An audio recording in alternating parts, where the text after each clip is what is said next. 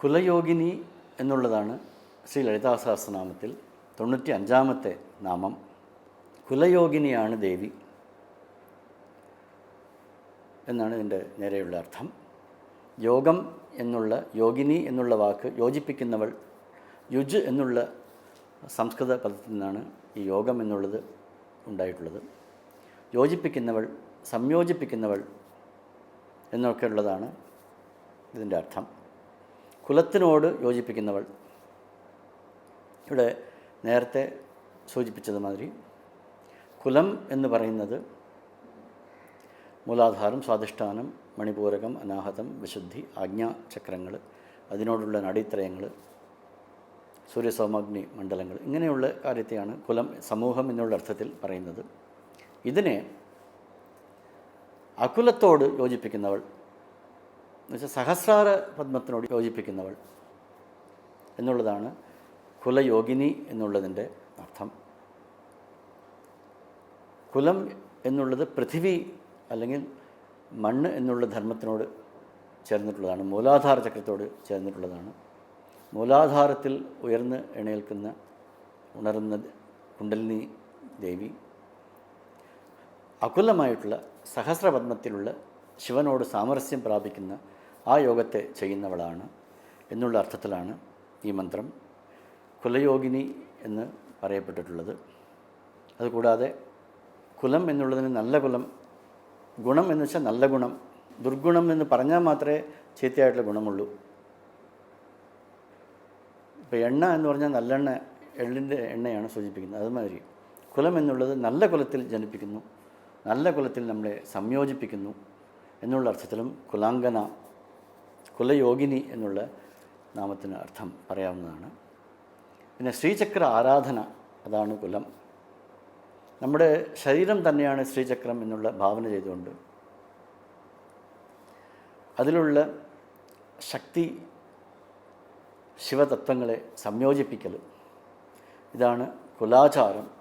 ആ ഉത്തമമായ കുലാചാരത്തിൽ നമ്മളെ സംയോജിപ്പിക്കുന്നു എന്നുള്ളതും കൂടി ഈ നാമത്തിൻ്റെ അർത്ഥമാകുന്നു. കുലം എന്നുള്ള വാക്കിനോട് ബന്ധപ്പെട്ടിട്ടുള്ള കുറേ നാമങ്ങളാണ് നമ്മൾ കേട്ടുകൊണ്ടിരിക്കുന്നത്. ദേവി കുലാമൃതൈക രസികയാണ്. കുണ്ടലിനി യോഗം കൊണ്ടുണ്ടാകുന്ന അമൃതിനെ രസിക്കുന്നവൾ, ആസ്വദിക്കുന്നവൾ, കുലാമൃതൈക രസിക. ഈ യോഗമാർഗത്തിൻ്റെ കുലസങ്കേത പാലിനി, ഈ കുലമാർഗത്തിൻ്റെ സങ്കേതങ്ങളെ, രഹസ്യാർത്ഥങ്ങളെ പാലിക്കുന്നവൾ. ഇത് അഭ്യസിക്കുന്നവർക്ക് മാത്രമേ അത് മനസ്സിലാവുള്ളൂ, മറ്റുള്ളവർക്ക് അതിനെ മനസ്സിലാക്കുവാൻ സാധിക്കില്ല. അങ്ങനെ കുലമാർഗത്തിൻ്റെ സങ്കേതങ്ങളെ പാലിക്കുന്നവൾ എന്നുള്ള അർത്ഥത്തിൽ കുലാമൃതൈക രസിക, കുലസങ്കേത പാലിനി. ദേവി കുലാംഗനയാണ്. എങ്ങനെയാണ് കുലവധു വീട്ടിൻ്റെ ഉള്ളിൽ രഹസ്യമായിട്ട് നിൽക്കുന്നത്, അവരോടൊക്കെ സഹജമായിട്ടും സരളമായിട്ടും ഇടപഴകുന്നത്, അതുപോലെ ദേവി കുലാംഗനയാണ്, പരമ പതിവ്രതയാണ്, പരമ പരിശുദ്ധമായ മാർഗമാണ് ഈ കുണ്ടലിനി യോഗം. കുല അന്തസ്ഥ, ഈ കുലയോഗത്തിൻ്റെ ഈ യോഗമാർഗത്തിൻ്റെ ഉള്ളിൽ നിറഞ്ഞു വിളങ്ങുന്നവളാണ് ദേവി കുലാന്തസ്ഥ. കൗലിനി, ശിവശക്തി സാമരസ്യ രൂപിണിയാണ്. രണ്ട് തത്വങ്ങളും അഭിന്നമാണ്. ശിവതത്വത്തെയും ശക്തിതത്വത്തെയും രണ്ടാക്കാൻ സാധിക്കില്ല. ആ കൗലിനിയാണ്, ആ സംയുക്ത രൂപിണിയാണ് ദേവി. കുലയോഗിനി, ഈ ശിവശക്തി സാമരസ്യത്തെ പ്രാപിക്കുവാൻ ശ്രമിക്കുന്ന ഉത്തമ സാധകർക്കെല്ലാം ആ യോഗമാർഗമായിട്ട് സ്ഥിതി ചെയ്യുന്ന, ആ യോഗമാർഗത്തെ ഉപദേശിക്കുന്ന യോഗിനിയാണ് ദേവി. അകുല, ഈ മന്ത്രമാണ് ഇപ്പോൾ നമ്മൾ നോക്കാൻ പോകുന്നത്. 96-ാമത്തെ നാമമാണ് ലളിതാ സഹസ്രനാമത്തിൽ.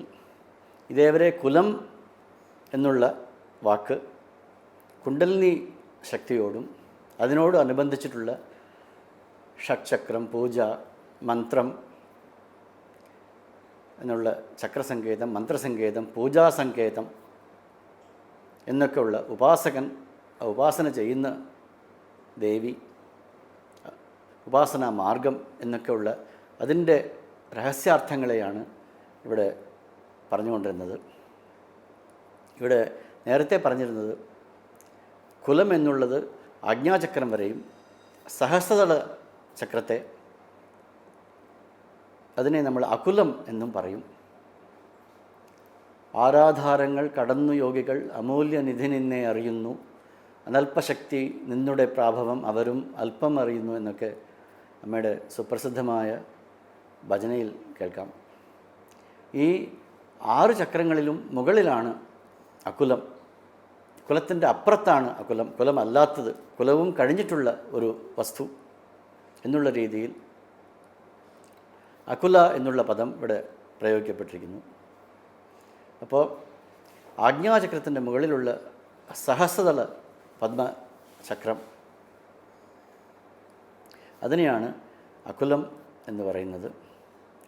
അതിലുള്ള ശിവതത്വത്തോട് സാമരസ്യത്തെ പ്രാപിക്കുവാൻ കുണ്ടലിനി ശക്തി ഉയർന്ന് അവിടെ എത്തുന്നു. അവിടെ ശക്തി സാമരസ്യം, ശിവശക്തി സാമരസ്യം പ്രാപിക്കുന്നു.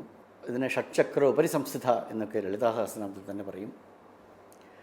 അവിടെ നിന്നുകൊണ്ട് സുധാസാരത്തെ അഭിവർഷിക്കുന്നു. നമ്മുടെ സകല നാടികളിലും ആ ആനന്ദ അതിരേകം വിതറുന്നു.